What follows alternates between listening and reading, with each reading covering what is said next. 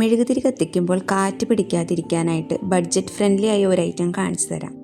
വരൂ, നമുക്കതിനായിട്ട് വേണ്ടത് ഒരു A4 ഷീറ്റ്. അപ്പോൾ ഞാൻ ഈ A4 ഷീറ്റിൻ്റെ ഒരു സൈഡിൽ ഒരു സ്റ്റാറിൻ്റെ പിക്ചർ വരച്ചിട്ടുണ്ട്. പിന്നെ നമുക്ക് വേണ്ടത് കട്ടിയുള്ള 2-3 കടലാസ് കഷ്ണങ്ങൾ. ഞാനിവിടെ എടുത്തിരിക്കുന്ന കാർഡ്ബോർഡ് ചട്ടയുടെ കഷ്ണങ്ങളാണ്. ഇത് ഈ A4 ഷീറ്റിൻ്റെ 3 സൈഡിലായിട്ട് നമുക്ക് ഒട്ടിച്ചു കൊടുക്കാം.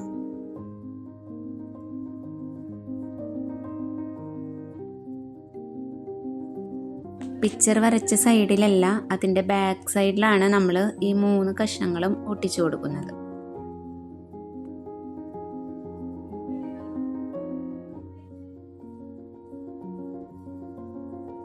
ഇനി നമുക്ക് ബാക്കിൽ കട്ടിയുള്ള കടലാസ് ഒട്ടിക്കാത്ത ആ ഒരു വശത്തിനെ നമുക്ക് നേരെ മടക്കി ഈ അറ്റത്തോട്ട് ഒട്ടിച്ച് ചേർക്കണം.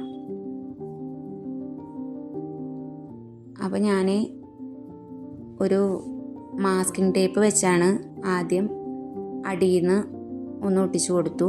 അതിനുശേഷം മോൾ ഭാഗവും അതേപോലെ തന്നെ മാസ്കിംഗ് ടേപ്പ് വെച്ച് ഒട്ടിച്ചെടുത്തു.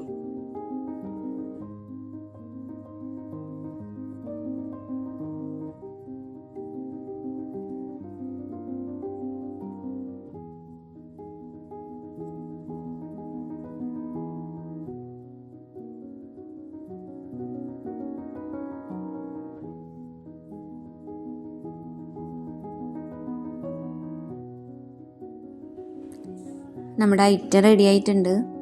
ഇത് നമുക്ക് കത്തിച്ച് വെച്ചിട്ടുള്ള മെഴുകുതിരിയിൽ നമുക്കൊന്ന് വെച്ച് നോക്കാം.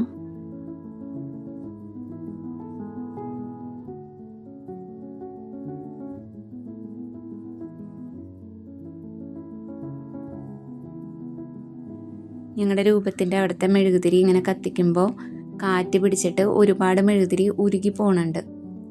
അപ്പോൾ നമ്മളുണ്ടാക്കിയ ഈ ഒരു ഐറ്റം അതിന് മുകളിലൂടെ ഇങ്ങനെ വെച്ച് കൊടുക്കാം.